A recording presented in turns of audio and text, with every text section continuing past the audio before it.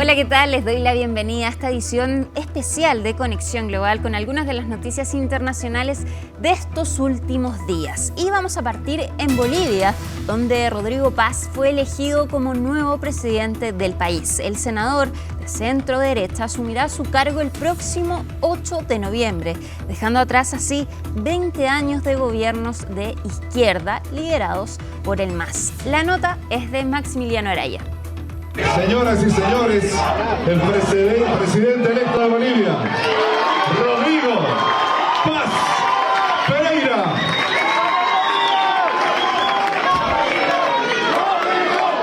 Bolivia tiene nuevo presidente. El centrista Rodrigo Paz, del Partido Demócrata Cristiano, venció de manera contundente al conservador Jorge Tuto Quiroga. Para el Partido Demócrata Cristiano, 3.341.812, que significa un 54.53%. Para Libertad y Democracia, 2.786.475, con un 45%. Paz, después de ejercer como diputado, alcalde y senador, coronará su carrera política con la presidencia de Bolivia, como ya hizo su padre Jaime Paz, quien gobernó entre 1989 y 1993. Este no es un problema ideológico porque sabemos los bolivianos que la ideología no da de comer. Lo que da de comer es el derecho al trabajo, lo que da de comer es instituciones fuertes, lo que da de comer es seguridad jurídica, el respeto a la propiedad privada, lo que da de comer es tener certidumbre en tu futuro. Esta elección marcó un fin de ciclo, ya que pone fin a 20 años de gobiernos socialistas en donde el masismo dominó. Con esa esperanza, después de 20 años de régimen masista, ahora nuestro país vuelve a nacer. Vuelve a renacer para un nuevo cambio y un futuro para nuestros hijos, para la juventud y para estas mujeres que han perdido las esperanzas, mujeres profesionales y mujeres que han perdido la fe que sus hijos iban a tener oportunidad. Al finalizar el balotaje, el candidato de ultraderecha, Jorge Tuto Quiroga, asumió la derrota y le deseó suerte al nuevo presidente, lo que no gustó a sus simpatizantes que acusaron fraude. He llamado a Rodrigo Paz Pereira, le he deseado mis felicitaciones. El momento es... Sí.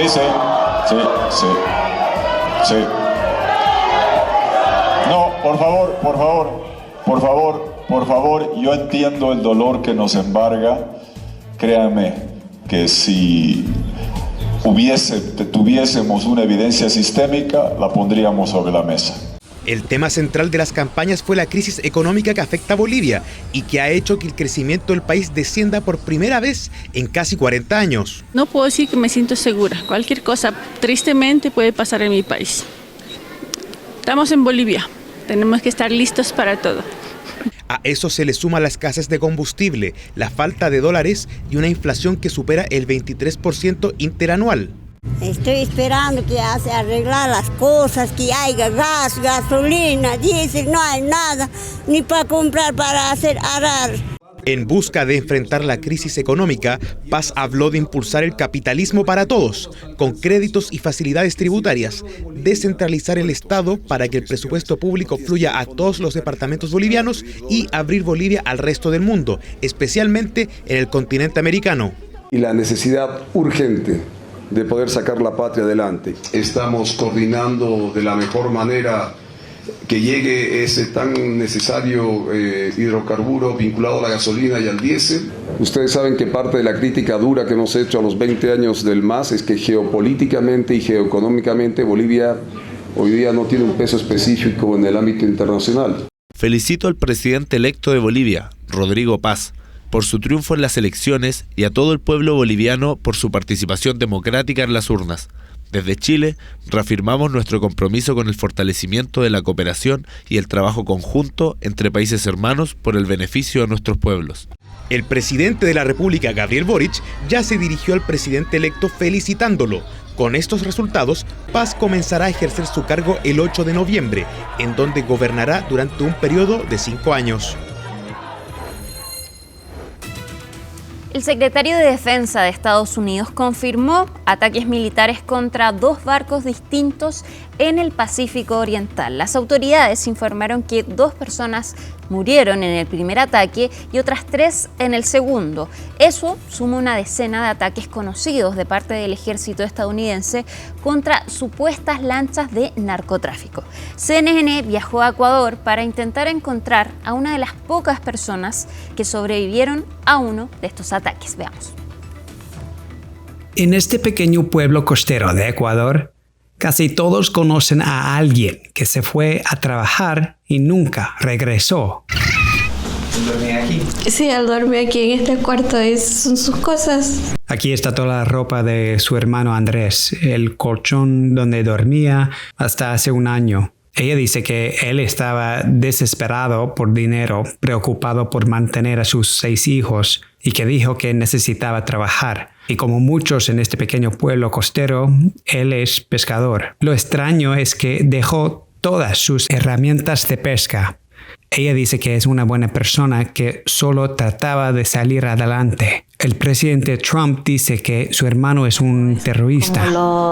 Su hermano, Andrés Fernando Tufino Chila, no es un desconocido para las autoridades de Estados Unidos. Los registros judiciales muestran que fue arrestado, condenado y encarcelado en 2020 por contrabando de drogas en la costa de México, antes de ser deportado. Ahora, tras sobrevivir al más reciente ataque de Estados Unidos contra una embarcación sospechosa de narcotráfico en el Caribe, se cree que está de regreso en Ecuador y en libertad. Las autoridades aquí dicen que no hay evidencia de que haya violado leyes locales y lo liberaron. Pero su caso ha puesto en el foco una pregunta más amplia. ¿A quiénes y a qué exactamente están tratando de detener estos ataques de Estados Unidos? Desde principios de septiembre, Estados Unidos ha realizado al menos 7 ataques cerca de la costa de Venezuela. La administración Trump dice que se trata de salvar vidas estadounidenses de sobredosis de drogas. Sin embargo, la mayoría de las muertes por sobredosis en Estados Unidos no son por cocaína, son por fentanilo, producido principalmente en México y contrabandeado a través de la frontera, a menudo por ciudadanos estadounidenses.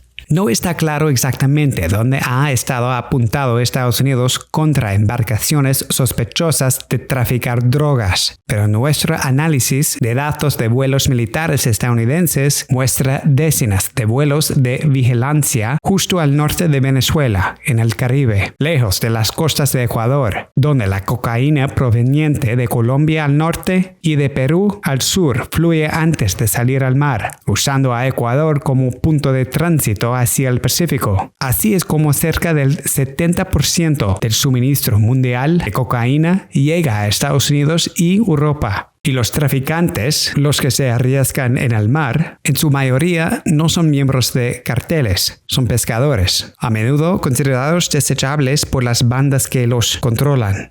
Aún así, las autoridades ecuatorianas dicen que también están intensificando los operativos, incluso con recursos limitados. Aún así, muchos aquí dicen que el negocio parece imposible de abandonar. En un pueblo costero como este, donde la mayoría de la gente vive del mar, son pescadores. Cuando les preguntas sobre el nivel de participación en el narcotráfico, algunos dudan en responder.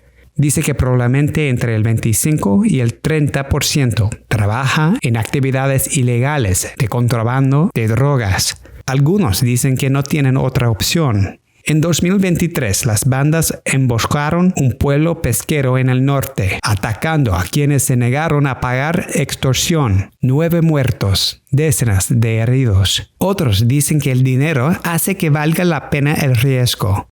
Ponemos una caja en el casco del bote para esconder la droga. Como pescador podía ganar $300 al mes, pero haciendo una corrida ilegal hasta la costa de México puedo ganar entre $30,000 y $60,000 al mes. Es buen dinero. Si sobrevives al viaje, Al menos a mí como madre me duele. Desde el 2024, el grupo de Solanda Bermejo ha documentado más de 2.800 pescadores ecuatorianos desaparecidos, muertos o detenidos en el extranjero. Estas mujeres saben que sus seres queridos infringieron la ley, pero también saben por qué. Desgraciadamente ellos lo hacen por la situación económica que se vive en nuestro país. No tenemos dinero, no tenemos trabajo, no tenemos cómo subsistir y nuestras mujeres tienen que de ahí adelante ser padre y madre para nuestros hijos.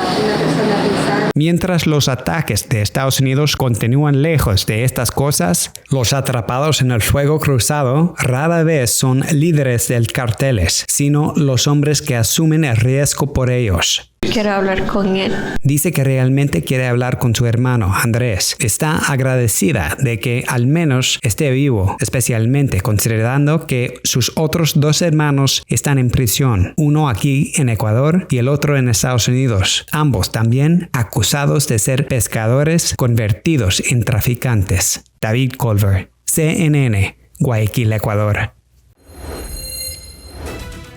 Han pasado 2 semanas desde que las intensas lluvias dejaran a su paso comunidades enteras bajo el agua y el lodo en México. Entre la devastación también emergió la solidaridad. En Veracruz, un grupo de jóvenes decidió transformar su pequeño taller de reparación de celulares en una fábrica improvisada de recolectores, que son herramientas esenciales para quienes hoy intentan limpiar lo que quedó de sus hogares. Valeria León tiene la historia.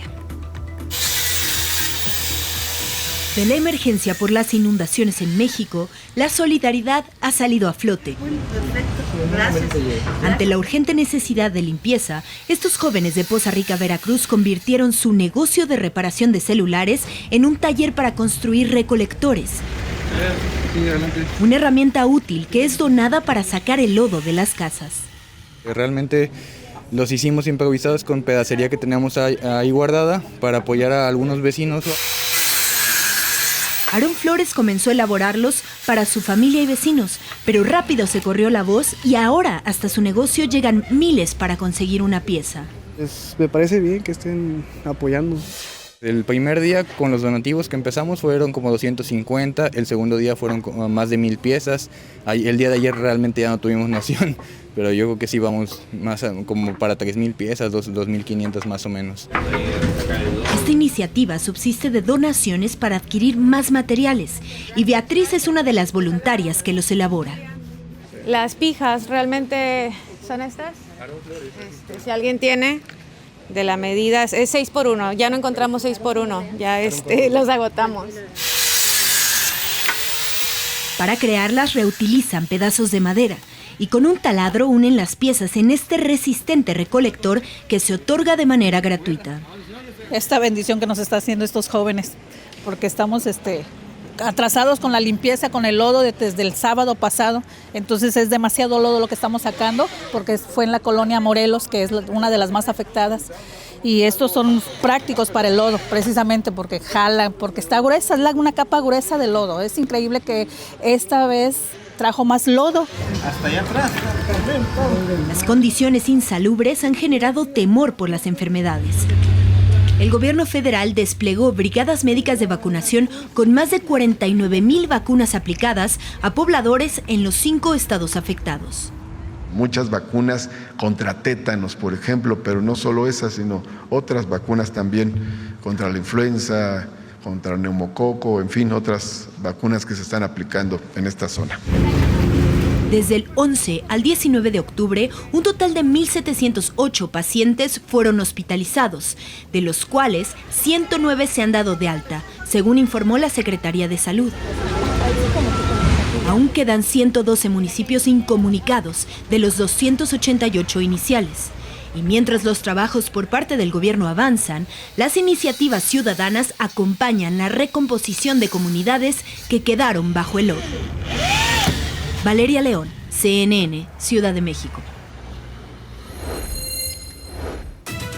Y seguimos en México, donde el restaurante flotante El Atracadero fue arrastrado más de 500 kilómetros por la corriente tras el desbordamiento de un río. Días después, parte de su estructura apareció frente a la costa, donde decenas de vecinos salieron a verlo y tomarse fotos.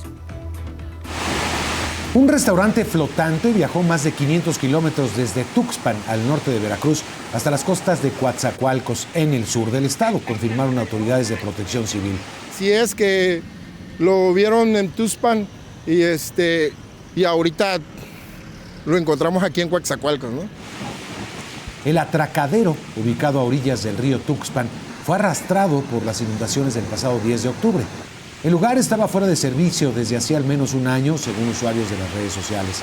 Hemos visto que encaían otro tipo de embarcaciones como barcos de altura, pero a esta zona, en esta parte del malecón, pues ahorita nos sorprende ver un restaurante flotante. Yo vivo por aquí y ahí a la altura de mi casa lo vi y después vi que se venía para acá.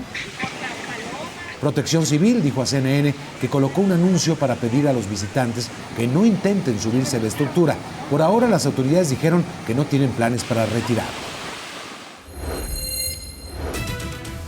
Por primera vez, una mujer llegó al poder en Japón. Sanae Takaichi, líder del partido ultraconservador gobernante, asumió como la nueva primera ministra de este país. Durante su gestión deberá hacer frente, entre otras cosas, a los altos precios y al estancamiento del crecimiento salarial. Los detalles los vemos en la nota de Max Araya.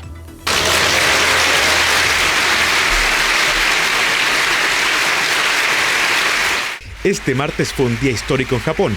Por primera vez en la historia, el Parlamento japonés eligió a una mujer como primera ministra. La ultraconservadora Sanae Takaichi es la nueva líder de Japón.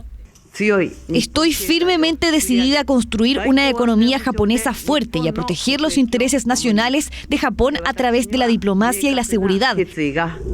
Takaichi lleva desde los 90 en cargos públicos. Ha dirigido varios ministerios, como el de Seguridad Económica, el de Interior y el de Igualdad de Género. En este último se opuso a cambiar una ley que consagra la sucesión imperial masculina y ha sido contrario a modificar una antigua ley que obliga a las parejas casadas a compartir apellido. Se está prestando mucha atención al hecho de que sea la primera mujer en ocupar el cargo de primera ministra, pero no creo que Takaichi haya sido elegida por ser mujer, sino porque sus políticas y posturas cuentan con el respaldo de la población. Takaichi ha prometido cambios, como aumentar la representación femenina y formar un gabinete a nivel de los países nórdicos. Sin embargo, nombró a solo 2 mujeres en su equipo.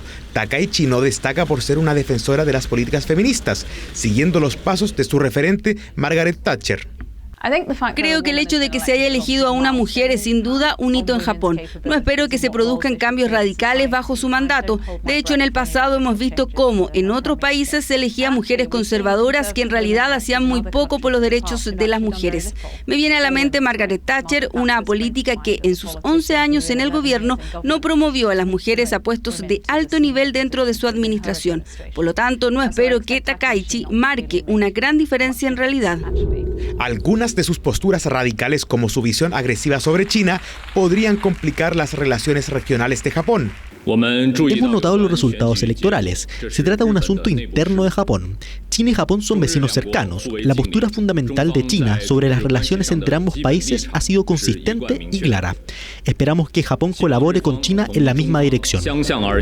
Takaichi, en su primera conferencia de prensa como primer ministra, habló sobre sus planes a futuro, en donde puso énfasis en Corea del Sur.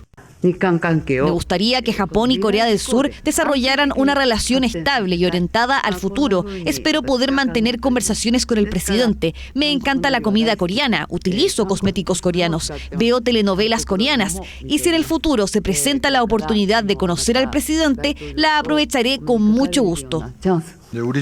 Nuestro gobierno mantendrá una estrecha comunicación con el nuevo gabinete de Japón y seguirá cooperando para mantener el impulso positivo en las relaciones entre Corea del Sur y Japón. Dadas nuestras perspectivas compartidas como socios vecinos en la cooperación global, esperamos que Corea del Sur y Japón sigan trabajando juntos para promover una relación con visión de futuro. Takaichi asume el cargo en un momento en que Japón enfrenta crecientes problemas económicos y una política fracturada y estancada, y apenas unos días antes de la visita programada del presidente de Estados Unidos, Donald Trump. Estaré en Malasia, estaré en Japón, estaré en un par de lugares más. Haremos una especie de pequeña gira. Pero el principal desafío es el simbolismo de su elección, ya que Japón es una sociedad en la que persiste una enorme brecha entre mujeres y hombres, especialmente en el ámbito político. Las costas del Caribe enfrentan una crisis que amenaza no solo al turismo, sino también al sustento de cientos de familias. La llegada masiva del sargazo, una alga marina que se acumula en las playas, desprende mal olor y espanta a los visitantes cada año, cuya cantidad se ha incrementado en 2025. Desde República Dominicana, Jessica Hasbun nos amplía. Lo que debía ser un paraíso caribeño hoy luce desolado. Playas vacías, bañistas ausentes, mientras el sargazo se apodera de la arena. En la playa de Boca Chica, al este de la capital de República Dominicana, Lucy Gómez mantiene un pequeño restaurante llamado Las Gemelas. De ahí sale el sustento de su familia, pero dice que cada día le cuesta más sobrevivir. El sargazo nos afecta mucho, nos afecta un poco, porque como usted comprenderá, de aquí, de estos negocios que tenemos aquí en esta playa, sale nuestro sustento. Ahora en estos tiempos no tenemos vida. Los grupos de visitantes llegan, pero ahora no se quedan mucho tiempo, asegura. Debido al sargazo, las personas vienen, observan y se van. Porque las familias vienen a disfrutar, se quedan ahí alrededor de la playa, se bañan, se divierten, pero como está lleno de algas, se van. El sargazo no es un problema exclusivo de República Dominicana. No podemos negar que es un grave problema, o sea, del Caribe entero. Este año se registró un pico de 38 millones de toneladas en el Océano Atlántico y el Caribe, según expertos. México está sufriendo con el sargazo, Jamaica está sufriendo con el sargazo, las islas del Caribe están sufriendo con el sargazo, Puerto Rico. Es un problema que ha surgido con el cambio climático. La crisis va más allá del turismo en el país. Hace apenas unas semanas, los cúmulos de sargazo afectaron temporalmente 2 plantas de generación eléctrica. Pero el sector más golpeado es el turismo, con la llegada masiva de estas algas a las playas del Caribe. Hay varios hoteles y grupos que tienen redes largas, que inclusive dobles redes para proteger sus playas del sargazo. Ese día que visitamos a Lucy, tomó la decisión más dura, cerrar. Dice que le salía más caro permanecer abierta que bajar las puertas. Las autoridades limpian con camiones, con palas, limpian. Ellos solo no pueden. Para familias como la de Lucy, el sargazo no es solo un problema ambiental. Es la diferencia entre abrir su negocio o quedarse sin sustento. El Caribe se vende al mundo como paraíso, pero detrás de esta postal hay una amenaza que no da tregua. Por ahora, lo único cierto es que el sargazo seguirá llegando. Jessica Hasbun, CNN. Este miércoles, el Museo del Louvre reabrió sus puertas al público tras el robo del domingo pasado. Todavía no se sabe el paradero de las joyas robadas ni de los ladrones. Veamos el siguiente informe. El Museo del Louvre reabrió sus puertas 3 días después del millonario robo de joyas valoradas en 88 millones de euros. Bueno, venimos de paseo a Francia. Teníamos muchas expectativas para conocer el Museo del Louvre. Lamentablemente sucedió esto y bueno, pues eso ha causado que perdamos nuestras entradas. Bueno, es algo sorprendente. Parecía que lo ficticio se ha hecho real, ¿no? Porque no pensábamos que iban a robar tan fácil unas joyas tan preciadas. A pesar de la apertura, la Galería de Apolo, desde donde se sustrajeron las piezas, permanecerá cerrada indefinidamente. Si hablamos de puntos débiles, nuestra debilidad es que en el fondo no fuimos capaces de detectar la llegada de los ladrones con suficiente antelación. Las deficiencias en la protección de nuestro perímetro son conocidas y están identificadas. Contamos con una infraestructura obsoleta que no permite implantar equipos modernos y de última generación en materia de videovigilancia en una infraestructura que simplemente no puede soportarlos. El robo tuvo lugar entre las 9:30 y las 9:40 hora local del domingo por la mañana. 4 ladrones utilizaron un camión con plataforma elevadora mecánica para acceder a la Galería de Apolo a través de un balcón cercano al río Sena. Los ladrones cortaron la ventana, rompieron las vitrinas y robaron las joyas.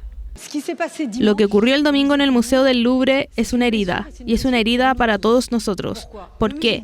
El Museo del Louvre es mucho más que el museo más grande del mundo. Es el escaparate de la cultura francesa y de nuestro patrimonio común. Por lo tanto, estoy de acuerdo con todo lo que ha dicho, pero también quiero restablecer algunas verdades sobre los hechos y este suceso. Las medidas de seguridad del Museo del Louvre funcionaron. En total, fueron robadas 8 piezas de joyería, entre ellas un collar de esmeraldas y diamantes, una diadema que perteneció a la emperatriz Eugenia y un collar que perteneció a María Amelia, la última reina de Francia. Este relicario es, por sí solo, un resumen de la historia de Francia, desde Mazarín hasta Luis XIV y la emperatriz Eugenia.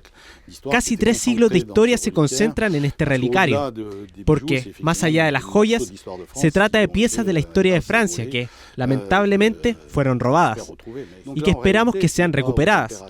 Pero, en realidad, es toda la historia de Francia. Los ladrones tardaron 4 minutos en irrumpir en la galería, apoderarse de las joyas y marcharse. Toda la operación duró solo 7 minutos. El atraco ha llevado a las autoridades a reforzar la seguridad en las instituciones culturales del país. El presidente francés Emmanuel Macron habló sobre lo ocurrido en el Louvre, que conmovió y desafió al pueblo francés.